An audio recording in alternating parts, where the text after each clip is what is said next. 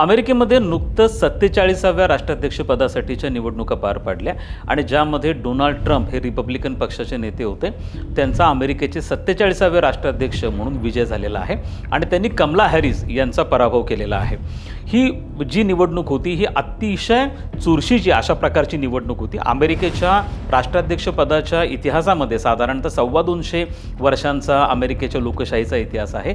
त्यामध्ये एवढी अटीतटीचा पहिल्यांदाच हा सामना झाला असं आपल्याला म्हणावं लागेल.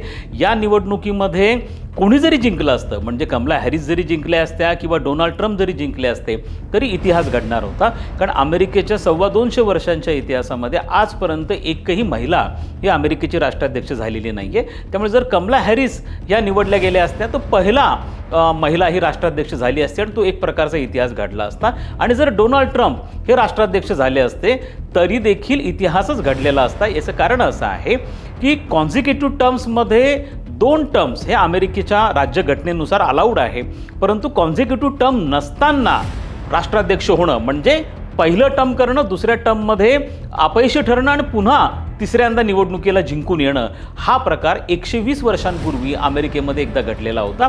त्यानंतर हा पहिल्यांदाच घडलेला असल्यामुळे हा देखील एक प्रकारचा इतिहास होता.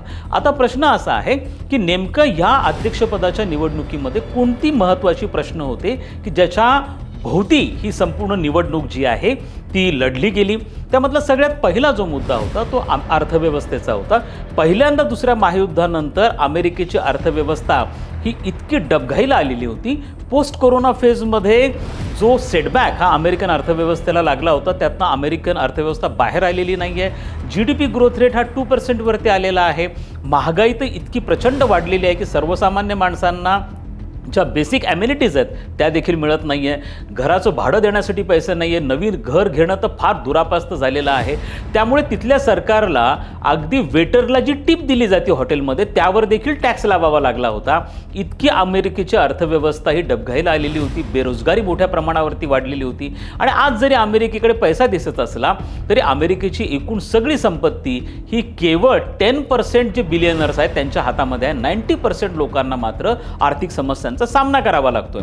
त्यामुळे कोणता राष्ट्राध्यक्ष हे आर्थिक विवंचनेमधनं अमेरिकेला बाहेर काढेल हा सगळ्यात मोठा प्रश्न होता. त्यामुळे पहिला प्रश्न तो होता. दुसरा प्रश्न त्याच्याशी निगडीतच असणारा जो होता तो म्हणजे बेकायदेशीर निर्वासितांचा. आजच्या घडीला अमेरिकेमध्ये 1,10,00,000 बेकायदेशीर निर्वासित राहतात आणि हे प्रामुख्याने याच्यामधनं लॅटिन अमेरिकेमधनं आलेले आहेत. पहिले ते मेक्सिकोमध्ये येतात आणि त्यानंतर तिथल्या ज्या राज्यांनी विशेष करून मेक्सिकोनी अनेकदा बसेस करून त्यांना न्यूयॉर्कमध्ये आणि वॉशिंग्टनमध्ये सोडलेलं आहे. त्यामुळे हे आता इल्लिगल जे मायग्रंट्स आहेत हे संपूर्ण अमेरिकेत पसरलेले आहेत आणि त्याचा प्रचंड मोठा बोजा हा अमेरिकेच्या अर्थव्यवस्थेवरती येतोय. डोनाल्ड ट्रम्प यांनी यांच्या विरोधामध्ये अत्यंत हार्ड स्टँड घेतलेला होता. त्यांना मेक्सिको वॉल देखील बांधायची होती आणि त्यांनी सांगितलं की यांना कोणत्याही परिस्थितीमध्ये मी देशाच्या बाहेर काढणार. त्यामुळे हा एक मुद्दा अत्यंत महत्त्वाचा होता. तिसरा मुद्दा हा प्रामुख्याने परराष्ट्र धोरण आणि संरक्षण धोरणाच्या संदर्भातला होता. विशेष म्हणजे रशिया युक्रेन युद्ध. खरं तर ज्या वेळेला रशियाने युक्रेनवरती पहिल्यांदा 2014मध्ये हल्ला केला होता त्यावेळेला देखील डेमोक्रॅटिक गव्हर्नमेंट होतं आणि ज्या वेळेला रशियाने दुसऱ्यांदा 2 वर्षापूर्वी युक्रेनवरती हल्ला केला तेव्हा देखील डेमोक्रॅटिक गव्हर्नमेंट होतं. आणि त्याचप्रमाणे इस्रायल आणि इराणमधला संघर्ष असेल किंवा हमास आणि इस्रायलमधला संघर्ष असेल, इस्रायल आणि लेबननमधला संघर्ष असेल, हे सगळे संघर्ष डेमोक्रॅटिक पक्षाच्या काळामध्ये वाढलेले आहेत. त्यामुळे डोनाल्ड ट्रम्प यांना पूर्ण वाव होत आहे म्हणण्यासाठी की माझ्या 4 वर्षाच्या कार्यकालामध्ये कोणताही संघर्ष झाला नाही आणि ते खरं पण आहे. डोनाल्ड ट्रम्प यांच्या काळामध्ये कोणत्याही प्रकारचा संघर्ष झाला नव्हता. हे सगळे संघर्ष जे आहेत हे बायडनच्या काळामध्ये आणि डेमोक्रॅटिक पक्षाच्या काळामध्ये झालेले होते. त्यामुळे तो देखील निवडणुकीमधला महत्त्वाचा मुद्दा होता. आणि सर्वात महत्त्वाचा म्हणजे जो सांस्कृतिक स्वरूपाचा प्रश्न होता तो म्हणजे अमेरिकन महिलांना ॲबॉर्शनचा अधिकार हा आहे की नाही. अमेरिकेमध्ये 50 राज्य आहेत आणि त्यापैकी साधारणतः 25 राज्यांमध्ये अमेरिकन महिलांना ॲबॉर्शनचा अधिकार नाकारला गेलेला आहे. नुकतंच अमेरिकेच्या फेडरल कोर्टने देखील या संदर्भात महत्त्वाचा निर्णय दिलेला आहे. त्यामुळे डेमोक्रॅटिक पक्ष आणि रिपब्लिकन पक्ष या दोघांमध्ये या संदर्भात मतभेद होते. रिपब्लिकन पक्षाचे नेते डोनाल्ड ट्रम्प यांची स्पष्ट भूमिका होती की महिलांना ॲबॉर्शनचा अधिकार नाकारला गेला पाहिजे. या उलट कमला हॅरिस यांनी सांगितलं की प्रत्येक महिलेला आपल्या शरीरावरती अधिकार आहे. ते महिलेचं शरीर आहे आणि ती ठरवू शकते की तिला रिप्रोडक्शनचा अधिकार आहे की नाही, त्यामुळे तो तिला दिला गेला पाहिजे. त्यामुळे अशी शक्यता होती की अमेरिकन महिला ज्या आहेत ह्या मोठ्या प्रमाणावरती कमला हॅरिसला मतदान करतील. पण हे मात्र फारसं अपील झालेलं सारखं दिसत नाहीत, कारण महिला तेवढ्या उत्साहाने बाहेर आलेल्या नाही आहेत आणि बऱ्यापैकी महिलांचं मतदान हे डोनाल्ड ट्रम्पच्या पक्षामध्ये पडलेलं आहे. ज्या वेळेला डोनाल्ड ट्रम्पने इलेक्शनमध्ये 2 महत्त्वाचे नारे दिलेले होते. एक होता अमेरिका फर्स्ट आणि दुसरा होता मेक अमेरिका ग्रेट अगेन. ह्या दोन्ही गोष्टींना फार मोठ्या प्रमाणावरती सपोर्ट हा संपूर्ण अमेरिकेमध्ये मिळालेला होता. आणि सर्वात महत्त्वाची बाब जी होती, याचं मेन जो मेसेज हा कम्युनिकेट झाला तो म्हणजे अमेरिकेच्या काऊ बेल्टला झाला. हा जो काऊ बेल्ट म्हणून अमेरिकेचा ओळखला जातो हा अमेरिकेचा खरं तर ग्रामीण भाग आहे आणि याच्यामध्ये अमेरिकेचं पॉप्युलेशन 67% आहे. अमेरिका ईस्टर्न आणि वेस्टर्न कोस्टला आहे, पण जो मधला अमेरिका आहे, सेंट्रल अमेरिका आहे, त्यामध्ये हा काऊ बेल्ट आहे. आणि तिथले जे कन्झर्वेटिव्ह ख्रिश्चन्स आहेत हे प्रामुख्याने एका कोलोनियल माइंडसेटमधला हे पॉप्युलेशन आहे. म्हणजे कसं की दुसऱ्या महायुद्धानंतर अमेरिकेचा वरचष्मा होता, अमेरिका ठिकठिकाणी होता, अमेरिका अनेक युद्धांमध्ये प्रत्यक्षपणे सहभागी होता, अमेरिका विभागीय आंतरराष्ट्रीय समतोल मेंटेन करायचा, अमेरिका सगळीकडे अमेरिका होता.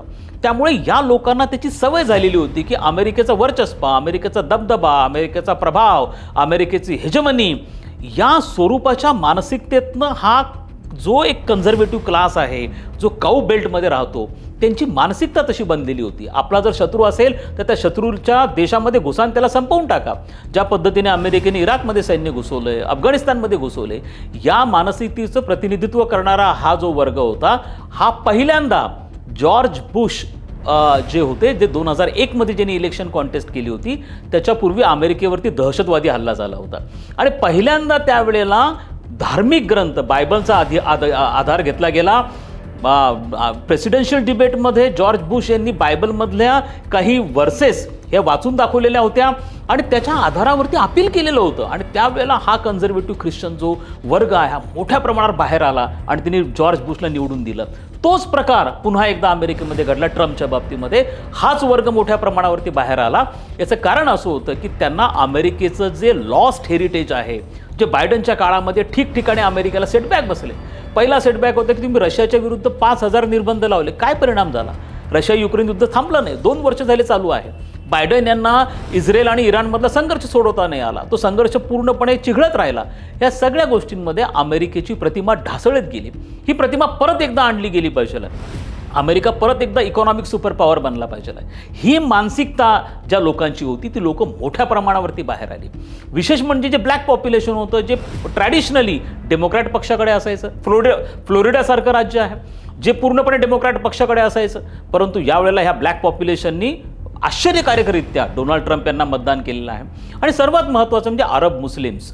हे जे अरब मुस्लिम्स आहेत हे मात्र बायडनच्या वेस्ट एशिया धोरणामुळे, बायडनच्या इस्रायल पॅलेस्टाईनच्या संदर्भातल्या धोरणामुळे नाराज झालेलं होतं आणि त्यांनी देखील ट्रम्प यांना मतदान केलं. विशेष म्हणजे अमेरिकेमधला जो लोअर मिडल क्लास आहे, हा लोअर मिडल क्लास ज्या इकॉनॉमिक प्रॉब्लेम्समधनं जात होता, या सगळ्या इकॉनॉमिक प्रॉब्लेम्सच्या बाबतीमध्ये त्यांनी देखील डोनाल्ड ट्रम्प यांना मतदान केलं. याचं कारण असं आहे की डोनाल्ड ट्रम्प यांच्याकडे या आर्थिक विवंचनेमधनं अमेरिकेला बाहेर काढण्याचा एक सिस्टमॅटिक प्लॅन होता जो कमला हॅरिसकडे नव्हता. कमला हॅरिस जर राष्ट्राध्यक्ष झाले असतात तर बायडनच्या ज्या पॉलिसी आहे त्या कंटिन्यू राहिल्या असत्या, कारण कमला हॅरिस या अमेरिकेच्या उपाध्यक्ष होत्या. त्यामुळे त्या ह्या सगळ्या प्रॉब्लेमसाठी जबाबदार असल्यामुळे त्यांना परत निवडून दिलं म्हणजे ह्याच पॉलिसी कंटिन्यू राहिल्या असत्या. या उलट डोनाल्ड ट्रम्पकडे मात्र सिस्टमॅटिक प्लॅन होते. अमेरिकेची इम्पोर्ट ड्युटी वाढवली जाईल, टॅक्स कशा पद्धतीने कमी केले जातील, या दृष्टिकोनातून कॉन्क्रीट प्लॅन ह्या ट्रम्पकडे असल्यामुळे लोकांना ते अपील झाले. आणि या सगळ्यांचा परिणाम असा झाला की डोनाल्ड ट्रम्प यांना क्लिअर मेजॉरिटी मिळाली. एवढंच नाही तर सिनेटची जी निवडणूक आहे त्यामध्ये पहिल्यांदा रिपब्लिकन पक्षाला बहुमत मिळालं. त्यांना 52 जागा ह्या तिथं मिळालेल्या असल्यामुळे आता रिपब्लिकन पक्षासाठी हा सुवर्ण काळ आहे असं आपल्याला म्हणावं लागेल. ही जी निवडणूक झाली ही अनेक दृष्टिकोनातून ऐतिहासिक होती, अटीतटीची होती. ज्या पूर्वीच्या अमेरिकेच्या बऱ्याचशा निवडणुका ह्या कोर्टामध्ये जाऊन सुटल्या. याचं कारण असं आहे की अमेरिकेची एकूणच निवडणूक प्रक्रिया अत्यंत गुंतागुंतीची आहे. ही प्रक्रिया 250 वर्षापूर्वी विकसित झालेली आहे. तिथले लोक अमेरिकेत खरं संघराज्य आहे. संघराज्य असूनही प्रेसिडेंट हा डायरेक्टली लोकांकडनं निवडला जात नाही. तर तो एका इलेक्ट्रल कॉलेजकडनं निवडला जातो. या इलेक्ट्रल कॉलेजची सदस्य संख्या 538 आहे. त्यामुळे ज्याला 270 मतं पडतात तो निवडून येतो. आता जे मतदान झालेलं होतं 5 नोव्हेंबरला, हे प्रामुख्याने इलेक्ट्रल कॉलेजमधले जे सदस्य आहेत, ज्यांना इलेक्टर्स म्हणतात, ह्या इलेक्टरसाठी मतदान झालं. आणि आता तो जो कल आलेला त्यानुसार डोनाल्ड ट्रम्प हे विजय घोषित जरी झालेले असले तरी औपचारिकरित्या डिसेंबर महिन्यामध्ये हे सगळे इलेक्टर्स एकत्र येतील आणि ते डोनाल्ड ट्रम्प यांच्या निवडीची घोषणा करतील आणि त्यानंतर जानेवारीमध्ये डोनाल्ड ट्रम्प अध्यक्षपदाची शपथ घेतील. ह्या सगळ्या गोष्टी अमेरिकेमध्ये कायद्याने निर्धारित केलेल्या आहेत. त्याच्यामध्ये कधीही प्लस मायनस होत नसतं. त्यामुळे ही प्रक्रिया आता व्यवस्थितपणे पूर्ण होत आलेली आहे. आता प्रश्न पडणार आहे की डोनाल्ड ट्रम्प झाल्यानंतर जगाच्या चिंता वाढणार का कमी होणार? कारण डोनाल्ड ट्रम्प यांचा काम करण्याची एक पद्धत आहे. त्यामुळे ते बऱ्याच लोकांना सनकी वाटतात, बऱ्याच लोकांना ते बेभरोशाचे वाटतात. त्यांचं वागणं, त्यांचं बोलणं हे थोडंसं बेफिक्रीपणाचं आहे. त्यामुळे थोड्याशा चिंता ह्या जगाच्या नक्कीच वाढलेल्या आहेत. ते उद्योगपती आहेत, कॉर्पोरेट जगमधनं येतात, त्यांची काम करण्याची एक पद्धत आहे, त्यांचं सौदेबाजीचा त्यांचा स्वभाव आहे, ट्रान्झॅक्शनल नेचर आहे, दबाव टाकतात आणि बोलण्यामध्ये अत्यंत ते परखड आहेत. त्यामुळे यापूर्वी त्यांनी अशा काही गोष्टी केलेल्या होत्या त्यांच्या पहिल्या कार्यकाळामध्ये, त्यामुळे जगाला धक्का बसला होता. नॅटो ही संघटना अमेरिकेने तयार केली. आज गेल्या अनेक वर्षांपासून नॅटो संघटना ही अस्तित्वात आहे. असं असतानाही डोनाल्ड ट्रम्प यांनी सांगितलं की आम्ही नॅटोमधनं विड्रॉ करून टाकू जर नॅटोच्या सदस्यांनी त्यांचं डिफेन्स बजेट हे 1% वाढवलं नाही. त्यांनी युनायटेड नेशनच्या पीस कीपिंग ऑपरेशनमधनं माघार घेतली. त्यांनी ट्रान्स पॅसिफिक पार्टनरशिपमधनं माघार घेतली. त्यांनी सांगितलं की आम्ही आता जगासाठी आमचं रक्त सांडणार नाही, अमेरिकन सोल्जर्स तिथं जाणार नाही. तुम्हाला चिंता असेल तुम्ही तुमचं संरक्षण बजेट वाढवा. जपानचं प्रोटेक्शन आम्ही का करायचं, साऊथ कोरियाचं प्रोटेक्शन आम्ही का करायचं, ही भूमिका त्यांनी घेतल्यामुळे जगामध्ये प्रचंड मोठी धास्ती होती की आता हा व्हॅक्यूम क्रिएट झालेला हा कोण पूर्ण करणार. त्यामुळे चायनाला वाव मिळेल की काय अशा प्रकारचा वाव होता. त्यामुळे आता जगाला प्रश्न पडलेला आहे की नेमक्या भविष्यामध्ये धोरणं कशी असतील. आता रशिया युक्रेन युद्ध जे 2 वर्षापासून चालू आहे, इस्रायल आणि पॅलेस्टाईनमधला संघर्ष, विशेष करून इस्रायल हमासमधला संघर्ष हा 1 वर्षापासून चालू आहे. अलीकडच्या काळामध्ये इस्रायल आणि इराणमधला संघर्ष हा देखील चिघळलेला आहे. या संघर्षांचं भवितव्य काय असेल तर यामधलं निश्चितपणे आपल्याला असं म्हणता येऊ शकतं की डोनाल्ड ट्रम्प यांचं फॉरेन पॉलिसीच्या संदर्भामधलं एक व्हिजन आहे आणि त्यांच्या दृष्टिकोनातून चीन हा त्यांचा टार्गेट नंबर 1 आहे. चीन त्यांचा शत्रू नंबर 1 आहे. त्यामुळे ते युरोपकडनं आशियाकडे लक्ष केंद्रित करतील अशी शक्यता जास्त आहे. त्यामुळे बायडन प्रशासनाने जे 5,000 निर्बंध रशियाच्या विरुद्ध लावले ते सैल होण्याची शक्यता आहे आणि याच्यातनं रशिया आणि युक्रेन यांच्यामधला संघर्ष लवकरच निवळेल अशा प्रकारचं वातावरण आहे. दुसरीकडे वेस्ट एशियामध्ये इस्रायलचा कॉन्फिडन्स जरी वाढलेला असला तरी ट्रम्प हा संघर्ष चिघळू देणार नाही आहेत. कारण ट्रम्पला वेस्ट एशियामध्ये फार इन्व्हॉल्व्ह व्हायचं नाही आहे. त्यांचं मेन टार्गेट एशिया पॅसिफिक आहे, ज्याला ते इंडो पॅसिफिक असं म्हणतात. कारण त्या ठिकाणी चीनचा विस्तार मोठ्या प्रमाणावरती होतो आहे. तो त्यांना अजिबात नको असल्यामुळे त्यांना रशिया युक्रेन असेल किंवा इस्रायल पॅलेस्टाईन किंवा इस्रायल इराण असेल, हा संघर्षातनं लवकरच अमेरिकेचा काढता पाय घ्यायचा आहे आणि लक्ष दुसरीकडे केंद्रित करायचं असल्यामुळे दोन्ही संघर्ष लवकरात लवकर सुटतील अशा प्रकारची दाट शक्यता आहे. दुसरं जर आपण भारताच्या दृष्टिकोनातून विचार केला तर आपल्याला एक गोष्ट स्पष्टपणे लक्षात घ्यावी लागते की अमेरिकेमध्ये शासन कोणाचंही येऊ, डेमोक्रॅटिक पक्षाचं येऊ की रिपब्लिकन पक्षाचं येऊ, भारताबरोबरचे संबंध त्यांचे नेहमीच चांगले असणार आहेत. गेल्या 20 वर्षांपासून भारत आणि अमेरिका यांच्या संबंधांमध्ये सातत्याने प्रगती होती आहे आणि विशेष म्हणजे जो रिपब्लिकन पक्षाचा कार्यकाल आहे तो भारतासाठी नेहमीच सकारात्मक आणि उत्तम राहिलेला आहे. भारताच्या विरुद्ध 2दा आर्थिक निर्बंध अमेरिकेने लावले. दोन्ही वेळेला डेमोक्रॅटिक पक्ष सत्तेवरती होता. 1998ला जेव्हा भारताने पोखरणमध्ये न्यूक्लिअर टेस्ट केली तेव्हा बिल क्लिंटन होते आणि आता बायडन यांनी जाता जाता 19 भारतीय कंपन्यांवरती आर्थिक निर्बंध लावले आणि हे सगळे रिपब्लिकन पक्षाने काढून टाकलेले होते. रिपब्लिकन पक्षाच्या काळामध्येच भारत आणि अमेरिकेमध्ये अणुकरार देखील झालेला होता. त्यामुळे मला असं वाटतं की डोनाल्ड ट्रम्प यांच्या काळामध्ये पुन्हा एकदा भारत आणि अमेरिका यांच्या संबंधांना एक नवीन भरारी, एक नवीन आयाम मिळण्याची शक्यता ही अजिबात नाकारता येत नाही. महत्त्वाचं म्हणजे पंतप्रधान नरेंद्र मोदी आणि ट्रम्प यांच्यामधली पर्सनल केमिस्ट्री अत्यंत स्ट्रॉंग आहे. जगाने हाऊडी मोदीचा कार्यक्रम आपण बघितलेला आहे. टेक्सासच्या ह्युस्टनमध्ये त्यांनी ट्रम्पच्या विषयी केलेलं वक्तव्य सगळ्या जगाने पाहिलेलं आहे. त्यामुळे पुन्हा एकदा ह्या दोन्ही नेत्यांना एकत्रितपणे येऊन काही चांगलं काम करण्याची शक्यता नाकारता येत नाही आहे. भारताचं महत्त्व पुढच्या 4 वर्षांमध्ये खूप जास्त वाढणार आहे, कारण चायनाला काउंटर करायचं आहे आणि संपूर्ण आशिया खंडामध्ये चायनाला काउंटर करणारा भारत एकमेव देश असल्यामुळे भारताचं पोटेन्शियल वाढवलं जाईल. अमेरिकेकडनं sensitive dual use defence technology जी आहे ती भारताला ट्रान्सफर केली जाईल. विशेष म्हणजे जेट इंजिनचं प्रॉडक्ट असेल, प्रिडेटर ड्रोन्स असतील, हे भारतामध्ये मोठ्या प्रमाणावरती तयार केले जातील. अनेकदा भारताला स्ट्रॅटेजिक इनिशिएटिव्हच्या माध्यमातून भारताला महत्त्व दिलं जाईल. फक्त विशेष म्हणजे काळजी घ्यावी लागेल, जो भारतीयांना 2 गोष्टींची चिंता आहे. एक म्हणजे H1B व्हिसा, या बाबतीमध्ये काय घडेल. भारतीय विद्यार्थी मोठ्या प्रमाणावरती अमेरिकेला जाण्याच्या तयारीमध्ये असतात.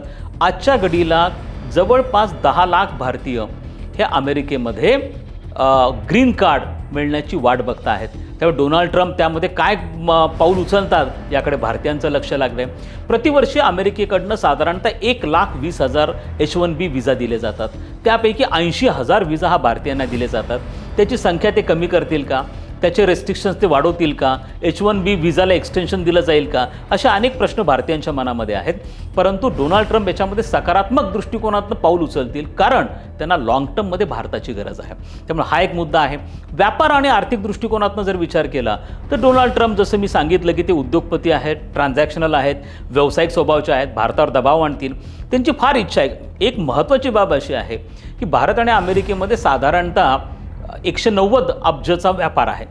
या 190 अब्जपैकी 32 अब्जचा ट्रेड डेफिसिट आहे आणि तो ट्रेड डेफिसिट भारताच्या पक्षामध्ये आहे. म्हणजे भारत ट्रेड सरप्लसमध्ये आहे. खरं तर भारताचा एकमेव देश असा आहे अमेरिका की ज्याच्याबरोबर भारत ट्रेड सरप्लसमध्ये आहे. आणि याचं कारण असं आहे की भारत मोठी निर्यात करतो, परंतु अमेरिकन माल हा भारतीय बाजारपेठेत विकला जात नाही, कारण भारताने आयात शुल्क मोठ्या प्रमाणावरती वाढवलेलं आहे.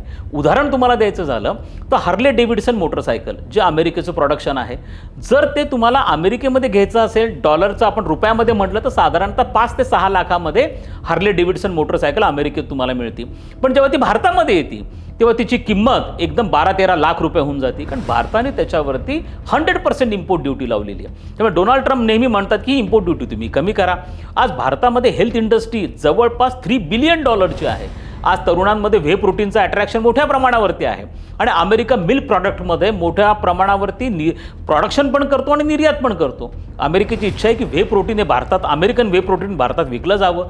पण भारताने दुधाच्या भुकटीवरची जे आयात शुल्क आहे ते 19% वाढवलेलं आहे. त्यामुळे डोनाल्ड ट्रम्प नक्कीच दबाव टाकतील की हे कमी करण्यात यावं, भारतीय माल हा बाजारपेठेमध्ये विकला जावा. त्याचप्रमाणे अमेरिकन तेल हे भारताने विकत घ्यावं, अमेरिकन डिफेन्स इक्विपमेंट्स भारताने विकत घ्यावे, यासाठी ते दबाव टाकतील. पण या सगळ्या गोष्टींमध्ये एक बाब नक्की लक्षात ठेवावी लागेल की हा जो दबाव असेल, हा दबाव बऱ्यापैकी प्रेमाचा असेल, तो हार्ड नसेल. याचं कारण असं आहे की लाँग टर्ममध्ये भारताशिवाय अमेरिकेला पर्याय नाही आहे. जर त्यांना आशिया प्रशांत क्षेत्रामध्ये आपला प्रभाव वाढवायचा असेल, जर त्यांना चीनला टॅकल करायचं असेल, तर भारत हा एकमेव देश आहे जो अमेरिकेला मदत करू शकतो. अमेरिका जगातली सगळ्यात जुनी लोकशाही आहे, अमेरिका जगातली सगळ्यात मोठी लोकशाही आहे. दोघांमध्ये कॉमन इंटरेस्ट आहे, ओव्हरलॅपिंग ऑफ इंटरेस्ट आहे आणि दोघांचे परस्परांना पूरक आहेत. त्यामुळे भारत आणि अमेरिका हे दोघं मिळून आशिया खंडामध्ये एक नवा समतोल साधतील अशी अपेक्षा करायला हरकत नाही.